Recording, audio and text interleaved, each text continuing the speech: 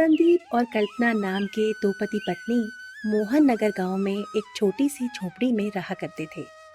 उनके घर की आर्थिक स्थिति ज्यादा ठीक नहीं थी। जैसे तैसे वो अपना गुजारा कर लिया करते थे। संदीप मेहनत मजदूरी करके अपनी पत्नी कल्पना और अपना गुजारा किया करता था। अरे भाग्यवान, कहाँ हो? जरा मेरे लिए एक गिलास पानी लेकर आना। मुझे बहुत तेज प्यास लगी है। अरे, आप आ गए। मैं आप ही का इंतजार कर रही थी। आप हाथ मुंह धो लीजिए, मैं अभी आपके लिए पानी लेकर आती हूँ। इतना कहकर कल्पना संदीप के लिए पानी लेने चली जाती है और संदीप हाथ मुंह धोने के लिए चला जाता है। जी, ये लीजिए। भाग्यवान, आज तुम बड़ी ही खुश दिखाई दे रही हो। आखिर बात क्या है? और ये हमारे घर में इतनी बढ़िया खुशबू किस चीज की आ रही है? जी, आज मैंने आपके लिए आपके मनपसंद आलू के पराठे बनाए हैं। अरे वाह भाग्यवान, आज तो तुमने मेरे मुंह की बात छीन ली। आज मैं भी यही सोच रहा था कि आज मुझे आलू के पराठे खाने को मिल जाएं, और तुमने मेरी ये ख्वाहिश पूरी कर दी। अरे वाह, ये तो बड़ी अच्छी बात है। तो भाग्यवान, देर किस बात की? तुम जल्दी से हम दोनों के लिए गर्मा गर्म आलू के पराठे लगा दो। हम दोनों मिल बैठकर आलू के पराठे खाएंगे। जी, जरा खाकर बताइए ना कि कैसे बने हैं मेरे हाथ के आलू के पराठे। अरे वाह भाग्यवान, वाह! तुम्हारे हाथ में तो जादू है, जादू। मैं तो कहता हूँ कि तुमसे अच्छे आलू के पराठे तो इस दुनिया में कोई बना ही नहीं सकता। और इतना कहकर संदीप आलू के पराठे खाने लगता है। अरे, अगर आप ही सारे आलू के पराठे खा जाएंगे तो फिर मैं क्या खाऊंगी? भाग्यवान, तुम अपने लिए और आलू के पराठे बना लेना। मैं तो तुम्हें इन पराठों में से एक भी पराठा नहीं देने वाला। हाँ। कितने बुरे हैं आप, मुझे आपसे बात ही नहीं करनी है। ओ भाग्यवान, तुम तो गुस्सा हो गई। अरे मैं तो बस मजाक कर रहा था। आओ, साथ मिलकर पराठे खाते हैं। और फिर वो दोनों मिलजुल कर आलू के पराठे खाने लगते हैं। ऐसे ही कुछ दिन बीत जाते हैं। सब कुछ सही चल रहा था और फिर एक दिन। भाग्यवान, आसमान में बिजलियां चमक रही हैं और मौसम भी खराब होता जा रहा है। लगता है बारिश होने वाली है। हाँ जी, मुझे भी कुछ ऐसे ही लगता है। जी, आप तो जानते ही हैं कि हम एक घास फूस की झोपड़ी में रहते हैं और अगर बारिश तेज हो गई तो हमारी ये झोपड़ी भी टूट सकती है।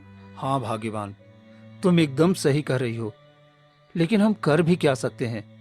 हमारे पास इस झोपड़ी के अलावा और रहने का स्थान भी तो नहीं है। अब सब ऊपर वाले के हाथ में है। संदीप और कल्पना आपस में बात कर ही रहे होते हैं कि तभी बारिश शुरू हो जाती है। लो भाग्यवान, बारिश भी शुरू हो गई और अब तो हमारी झोपड़ी के अंदर पानी भी टपकने लगा है। अब पता नहीं हमारा क्या होगा। जी, आप चिंता मत कीजिए, ऊपर वाला हमारी मदद जरूर करेगा। आप हौसला रखिए, सब कुछ ठीक हो जाएगा। संदीप और कल्पना भगवान से बारिश कम होने की प्रार्थना कर रहे थे, लेकिन बारिश कम होने की जगह और भी ज्यादा बढ़ती जाती है और ज्यादा बारिश होने की वजह से उनकी झोपड़ी पूरी तरह से टूट जाती है और वो दोनों बेघर हो जाते हैं। जी, ये क्या हो गया? बारिश के कारण हमारी झोपड़ी टूट गई। अब हम कहाँ रहेंगे?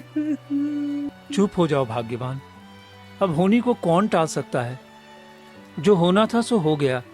अब हमें ये सब कुछ भुलाकर आगे के बारे में सोचना होगा। जी, अब आप ही बताइए कि हम क्या करें, मुझे तो कुछ समझ ही नहीं आ रहा है। भाग्यवान, अब सिर्फ एक ही उपाय है। हमें जंगल से लकड़ियां और घास फूस लाकर हमें फिर से अपनी झोपड़ी तैयार करनी होगी।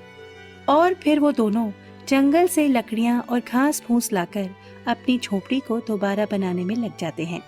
कुछ घंटों की मेहनत के बाद उनकी झोपड़ी बनकर तैयार हो जाती है और वो फिर से अपनी झोपड़ी में रहने लगते हैं।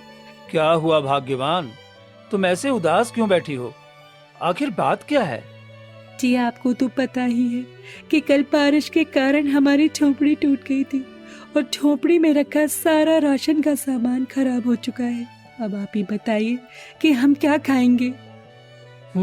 तुम ठीक कहती हो भाग्यवान, लेकिन तुम चिंता मत करो, हम कुछ ना कुछ कर ही लेंगे। अरे भाग्यवान, ये अंगूठी तुम्हारे पास कहाँ से आई? और ये तो बड़ी ही सुंदर दिखाई दे रही है। ओह अच्छा, तो आप इस अंगूठी की बात कर रहे हैं। जब हम कल जंगल में अपनी झोपड़ी बनाने के लिए लकड़ियां लेने जा रहे थे, तभी मेरी नजर इस अंगूठी पर पड़ी थी और मुझे ये अंगूठी बहुत अच्छी लगी, तो मैंने ये अंगूठी उठा ली। खैर, ये सब छोड़िए, वैसे भी इस मामूली अंगूठी से हमारा क्या होगा। नहीं भाग्यवान, ये कोई मामूली अंगूठी नहीं है। मुझे लगता है ये सोने की अंगूठी है। अगर हम इसे बेचेंगे तो हमें कुछ पैसे भी मिल सकते हैं। अगर ऐसा है तो हमें इस अंगूठी को लेकर सुनार के पास जाना चाहिए। और फिर वो दोनों उस अंगूठी को लेकर एक सुनार के पास चले जाते हैं। जैसे ही सुनार उस अंगूठी की जांच करता है, तभी उन्हें पता चलता है कि ये अंगूठी असली है। और फिर संदीप और कल्पना उस अंगूठी को पूरे 4,000 रुपए में उस सुनार को बेच देते हैं और आए हुए पैसों से घर का राशन ले आते हैं। भाग्यवान, अगर कल तुम्हें वो अंगूठी ना मिलती तो शायद आज हम घर का राशन भी न ले पाते। हाँ जी, आप ठीक कहते हैं। राशन लाने के बाद अभी भी हमारे पास पूरे 3,000 रुपए बचे हुए हैं, जिनसे हम 2-3 महीनों का राशन और ले सकते हैं। अरे तो देर किस बात की, अब जल्दी से मेरे लिए तुम गर्मा गर्म आलू के पराठे बना दो। मुझे बहुत तेज भूख लगी है। जी आप बस थोड़ी देर रुकिए, मैं अभी 10 मिनट में आपके लिए आलू के पराठे बनाकर लाती हूँ। अरे भाग्यवान, मेरे दिमाग में एक बहुत ही बढ़िया आइडिया आया है। देखो, तुम आलू के पराठे बहुत ही अच्छे बनाती हो, क्यों ना हम गांव में एक आलू के पराठे की रेड़ी लगाएं। हो सकता है इस काम में हमारी कुछ आमदनी हो जाए। अरे वाह, ये तो एकदम लल्लन टॉप आइडिया है। अभी मैं आपको आलू के पराठे बनाने की एक लिस्ट तैयार करके देती हूँ। आप ये सब सामान बाजार से ले आइएगा। हम कल से ही गांव में अपनी आलू के पराठे की रेडी लगाएंगे। ठीक है भाग्यवान। और फिर अगले दिन संदीप और कल्पना सुबह जल्दी उठकर आलू के पराठे बनाने के लिए उनका सामान तैयार करने लगते हैं और कुछ देर बाद वो अपनी रेडी लेकर बाजार पहुंच जाते हैं। अरे आओ भाई आओ, हमारी रेड़ी के पास आओ और स्वादिष्ट गर्मा गर्म आलू के पराठे खा कर जाओ। संदीप की आवाज सुनकर एक व्यक्ति उनकी रेडी के पास आता है और उनसे कहता है, भाई कितने रुपए के दिए ये आलू के पराठे? भैया जी, सिर्फ 10 रुपए का एक पराठा है, तो बताइए आपको कितने पराठे दे दूं? अभी तो मुझे केवल एक ही आलू के पराठे दे दो। अगर अच्छा लगा तो और ले लूंगा, लेकिन अगर अच्छा नहीं लगा तो एक भी रुपया नहीं दूंगा। हाँ। अरे भैया जी, आप हमारे आलू के पराठे एक बार खाकर तो देखिए। आप उंगलियां ना चाटते रह गए तो कहना। अच्छा, अगर ऐसी बात है तो फिर लगा दो मेरे लिए एक प्लेट आलू के पराठे। भैया जी, आप बस 2 मिनट रुकिए, मैं अभी आपके लिए आलू के पराठे लगा देती हूँ। और फिर कल्पना उस व्यक्ति को एक प्लेट आलू के पराठे लगाकर दे देती है और वो व्यक्ति आलू के पराठे खाने लगता है। अरे वाह भाई, तुम्हारी रेड़ी के आलू के पराठे तो बहुत ज्यादा स्वादिष्ट हैं। इसे खाकर तो मजा आ गया। इतने स्वादिष्ट आलू के पराठे तो मैंने आज तक नहीं खाए। धन्यवाद भैया जी। भाई ये काम करो, मुझे 2 आलू के पराठे पैक करके दे दो। मैं ये पराठे अपनी पत्नी को भी खिलाना चाहता हूँ। जी भैया जी, मैं अभी आपको 2 आलू के पराठे पैक करके दे देता हूँ। और फिर संदीप उस व्यक्ति को 2 प्लेट आलू के पराठे पैक करके दे देता है और वो व्यक्ति पैसे देकर वहां से चला जाता है। देखते ही देखते शाम तक उनके सारे आलू के पराठे बिक जाते हैं और वो दोनों अपनी रेडी को लेकर घर आ जाते हैं। जी, जरा पैसे गिनकर तो बताइए कि आज हमें कितना मुनाफा हुआ है। भाग्यवान, आज हमें पूरे 3,000 रुपए का मुनाफा हुआ है। आज पहले ही दिन हमारी अच्छी कमाई हुई है। हाँ जी, आप एकदम सही कह रहे हैं।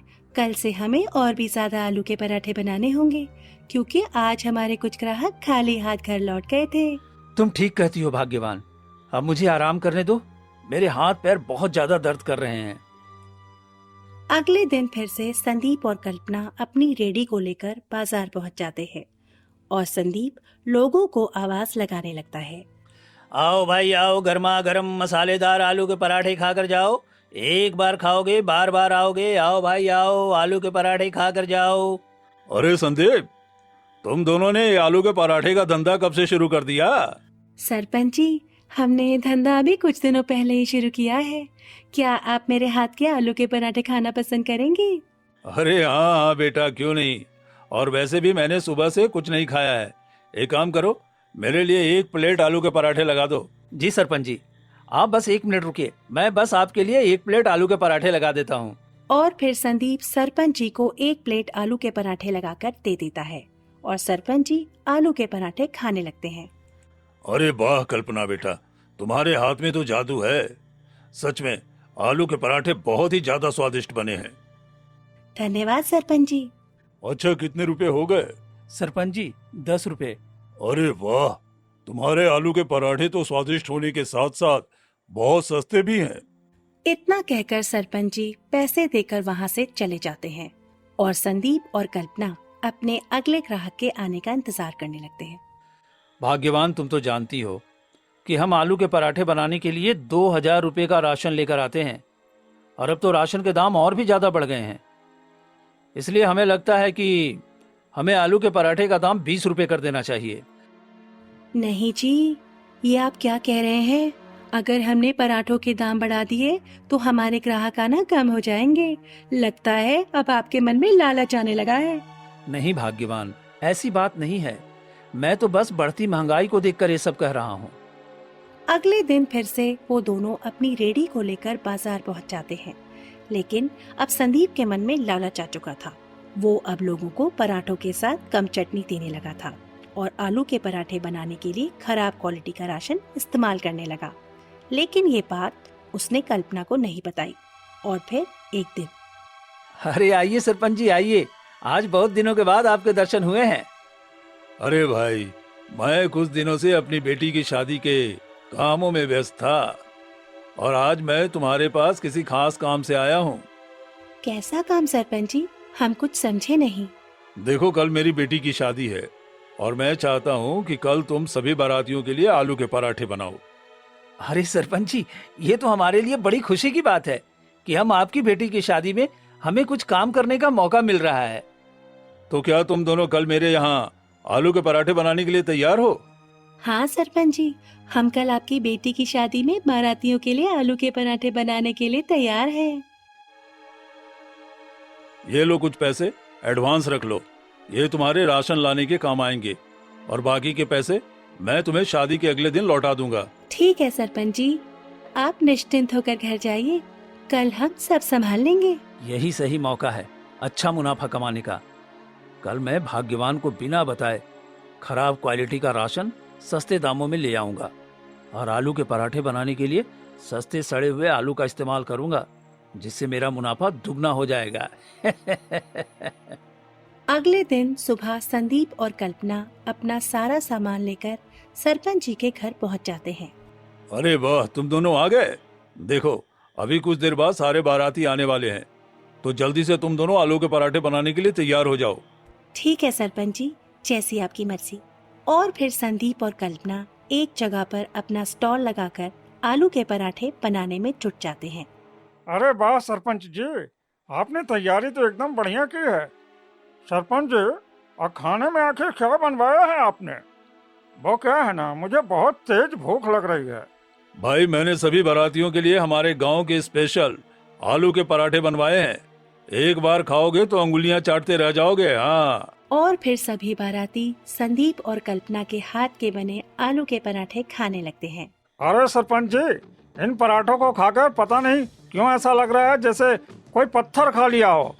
हाँ सरपंच जी, इन पराठों को खाकर तो मेरे भी पेट में दर्द हो रहा है। अरे अरे कोई बचाओ मुझे, बहुत तेज चक्कर आ रहे हैं। और देखते ही देखते सारे बाराती चक्कर खाकर बेहोश हो जाते हैं, जिसे देखकर सरपंच जी बहुत ही ज्यादा डर जाते हैं और ये सब देखकर संदीप और कल्पना के भी होश उड़ जाते हैं। तुम दोनों ने पराठों में ऐसा क्या मिलाया है जिसे खाकर सारे बाराती बेहोश हो गए?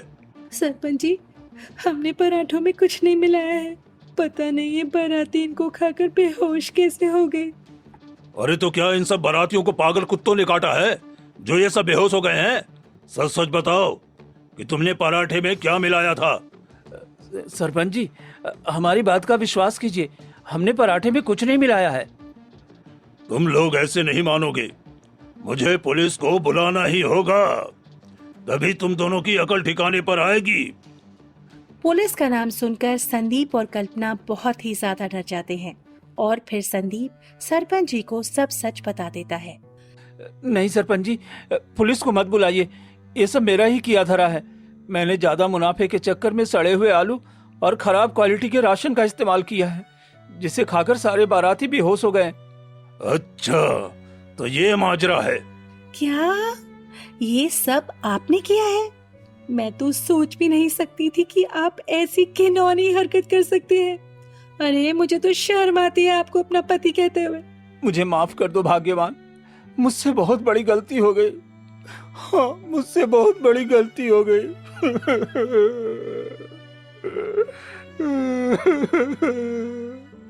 सरपंच जी, हमें माफ कर दीजिए, इनकी तरफ से मैं आपसे माफी मांगती हूँ। कोई बात नहीं बेटा, लेकिन तुम अपने इस लालची पति को समझाओ कि आइंदा से ये ऐसी गलती दोबारा ना करे, वरना मैं इसको अगली बार छोड़ूंगा नहीं। और फिर सरपंच जी ने सभी बारातियों को अस्पताल में भर्ती करा दिया। कुछ दिनों बाद सभी बाराती एकदम स्वस्थ हो गए और उसके बाद संदीप कल्पना के साथ पूरी ईमानदारी से आलू के पराठे बेचने लगा। दोस्तों आ ही गए हो तो चैनल को सब्सक्राइब कर देना और वीडियो अच्छी लगे तो लाइक और शेयर भी कर देना और बेल आइकन जरूर दबा देना ताकि आपको नए वीडियोस की नोटिफिकेशंस मिलती रहे।